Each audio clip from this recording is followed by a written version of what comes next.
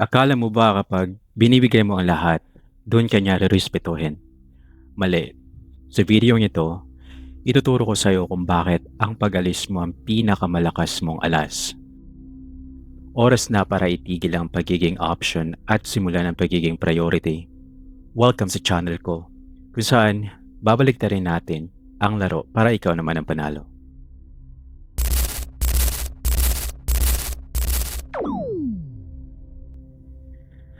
Ito ang masakit na katotohanan. Hindi mo kayang ayusin ng isang tao na hindi nakikita ang halaga mo. Ang totoo, alam niya ang ginagawa niya. Hindi siya busy. Sadyang wala lang siyang sapat na pakialam. Habang naghihintay ka ng reply niya, busy siya sa pag-entertain ng iba. Kumakapit sa pag-asang magbabago siya. Habang araw-araw niyang pinapatunayan na hindi niya gagawin yon. Nandito ka dahil pagod ka ng maghabol sa taong wala namang planong saluhin ka. Tapos ka na sa pagmamakaawa para piliin. Una, ang kawalan ng respeto. Wala siyang respeto sa'yo. Kung sinusubukan mo pa rin intindihin kung ano ang naging mali mo, para sa'yo ito. Ibinibigay mo ang oras, loyalty at enerhiya mo na walang hinihinging kapalit. Pero itunuturing ka pa rin niyang pabigat. Ang mga tao ay laging gumagawa ng paraan para sa mga bagay na mahalaga sa kanila. Kung wala siyang oras, hindi ka priority. Ang pinakamasakit, kayang-kaya niyang matulog sa gabi habang ikaw ay gulong-gulo. Ginawa ka niyang backup plan dahil hindi siya takot na mawala ka. Tuwing pinapatawad mo siya sa bawat pagsisinungaling, tinuturuan mo siyang okay lang na bastusin ka. Stop feeding his or her ego without boundaries. Ang respeto ay hindi hinihingi. Ito ay itinatanim sa pamamagitan ng pag-alis kapag hindi ka na pinahalagahan. Pangalawa, itigil ang pag-asa sa pagbabago. Ang pag-asa na magbabago siya ay isang mental prison. Pinapaniwala mo ang sarili mo na ang coldness niya ay phase lang. Pero ang totoo, nakamove on na siya sa isip niya.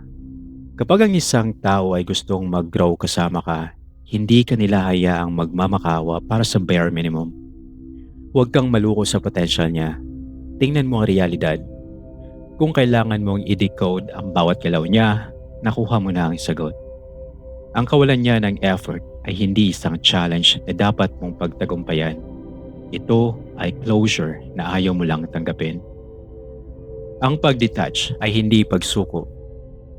Ito ang sandaling bawiin mo ang peace mo mula sa taong hindi alam kung paano ito alagaan.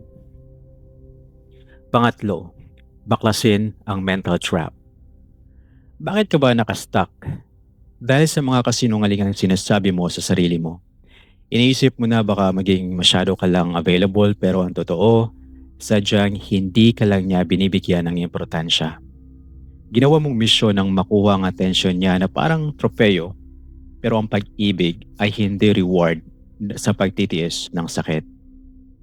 Ang nararamdaman mo ay hindi na pag-ibig kundi emotional addiction. Ang mental trap ay ang paniniwalang kailangan mo siya para maging buo ka. Pero ang wholeness ay binabawi, hindi hinihingi. Ang withdrawal ay masakit. Ang silence, ang loneliness, pero doon ang galing ang lakas mo. Itigil mo na ang paghahanap ng validation sa source ng kalituhan mo. Pang-apat, cut off completely and maging untouchable. Hindi ubra ang kaibigan pa rin tayo. Ang pag-iwan ng pinto na bahagyang nakabukas ay imbitasyon sa self-sabotage. Hanggat nasa contacts mo siya, hindi ka makaka-move on.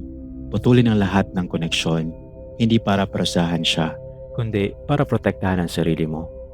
Maging untouchable, hindi ito magiging manhid. Ito ay ang pagiging version mo na hindi na pwedeng pahinain ng parehong mga bagay na sumira sa'yo noon. Ang oras mo ay currency. Kapag ginastos mo ito sa mga taong nagpaparamdam na replaceable ka, binababa mo ang sarili mong halaga. Maging unavailable para sa disrespect at indecision. Kapag nahanap mo na ang peace sa sarili mo, hindi ka natatanggap ng breadcrumbs. Tapos ka na sa pagpunit sa sarili mo para lang magkasya sa buhay ng iba. Oras na para piliin ang sarili mo.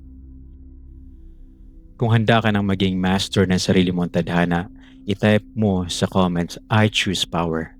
Huwag maghabol, maging sapat. Ito ang Flip the Script. I-like ang video, mag-subscribe at magsimula ka ng lumakad palayo. Hanggang sa muli.